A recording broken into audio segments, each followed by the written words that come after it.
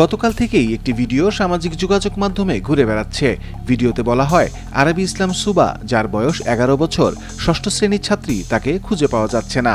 Mohammadpur Prince বাজার, যা কিনা কৃষি মার্কেট সংলগ্ন 3 রাস্তার মোড় থেকে হারিয়ে যায়। ওর পরনে ছিল কালো প্যান্ট ও গোলাপি রঙের টি শার্ট।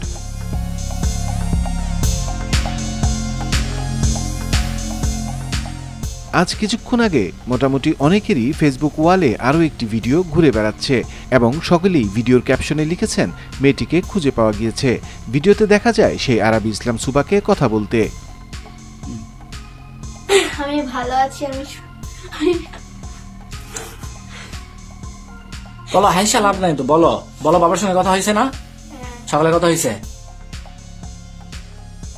তুমি বাবার সাথে কাছে যাবা না? বাবার কাছে যাবা না? বলো যাবো।